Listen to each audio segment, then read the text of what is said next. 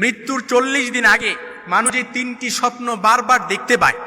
আপনি মৃত্যুবরণ করবেন, এর 40 দিন আগে আল্লাহ তাআলা এই 3টি স্বপ্নের মাধ্যমে আপনাকে সতর্কবার্তা নাজিল করে আপনার ওপরে। এজন্য মৃত্যুর আগে এই 3টি স্বপ্ন আপনি বারবার দেখতে পাবেন। কারণ স্বপ্ন এটা হচ্ছে নবুয়তের 46 ভাগের 1 ভাগ। আল্লাহর হাবিব সাল্লাল্লাহু আলাইহি সাল্লামের ওপর কিন্তু স্বপ্নের মাধ্যমেও আল্লাহ তাআলা ওহী নাজিল করেছেন, এবং আমরা বিভিন্ন সময় অনেক স্বপ্ন দেখতে পাই। এই স্বপ্নের ব্যাখ্যাগুলো আমরা হয়তো করতে পারি না, কারণ সবচাইতে উত্তম সর্বশ্রেষ্ঠ ব্যাখ্যাকার ছিলেন স্বপ্নের সাইয়েদনা ইউসুফ আলাইহিস সালাম।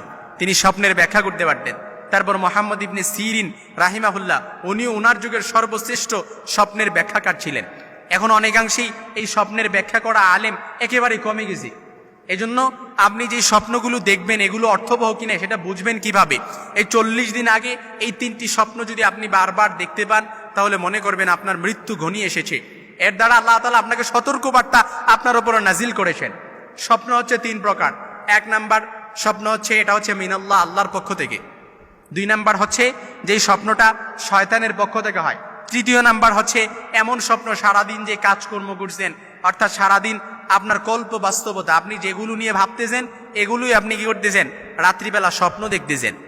এজন্য স্বপ্নের প্রথম নাম্বার, মৃত্যুর আগে যেই স্বপ্নটি আপনার ওপরে বারবার আপনি দেখতে পাবেন, এ ব্যাপারে আল্লাহর হাবিব সাল্লাল্লাহু আলাইহি সাল্লাম আবু হুরায়রা রাদিয়াল্লাহু তাআলা আনহু থেকে বর্ণিত হাদিস, তিনি বলেন আমি রাসূল সাল্লাল্লাহু আলাইহি সাল্লামকে বলতে শুনেছি, আল্লাহর হাবিব সাল্লাল্লাহু আলাইহি সাল্লাম বলেন, নবুয়তের আর কিছু অবশিষ্ট নেই, বাকি আছে কেবল শুধু মুবাশশিরাত, অর্থাৎ সুসংবাদ। সাহাবীরা প্রশ্ন করলেন, ইয়া রাসূলুল্লাহ, মুবাশশিরাত কি, সুসংবাদ কি? তখন আল্লাহর হাবিব বললেন, ভালো স্বপ্ন। বুখারীর বর্ণনা হাদিসটি এসেছে। এই জন্য ভালো স্বপ্নের দ্বারা আপনি আপনার জীবনের অনেক কিছু আল্লাহ তাআলা ইশারা ইঙ্গিত করে থাকেন, যেটা আল্লাহর পক্ষ থেকে হয়।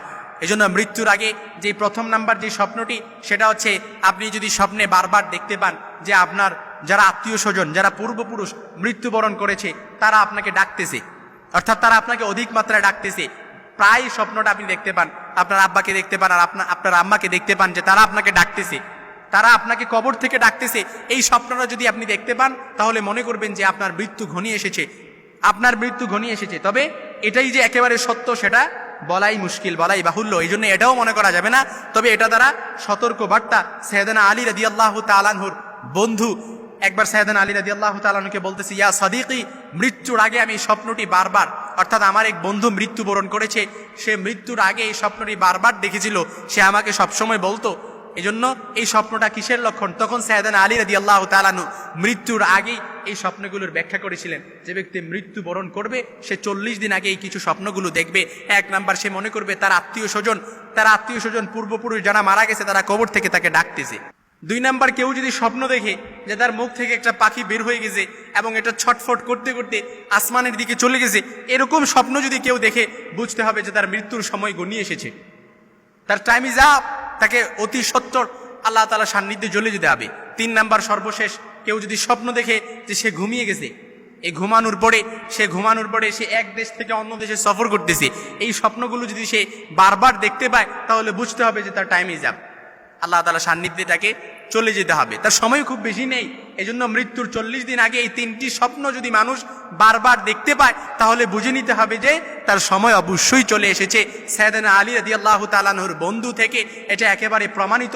সাইয়েদনা আলী রাদিয়াল্লাহু তাআলা আনহু তখন এই 3টি স্বপ্ন বলেছেন যে কেউ মৃত্যুবরণ করলে 40 দিন আগে এই 3টি স্বপ্ন দ্বারা আল্লাহ তাআলা তাকে সতর্কবার্তা নাজিল করে। তবে এই স্বপ্নগুলো দেখার কেউ যদি দেখে, এ থেকে বুঝে নিতে হবে যে একেবারেই যে বুঝে নিতে হবে যে তার সব মৃত্যুবরণ সে করবে কিংবা তার মৃত্যুর সময় ঘনিয়ে এসেছে, এটা একেবারে বলাই বাহুল্য, এটা একেবারে বলা যায় না।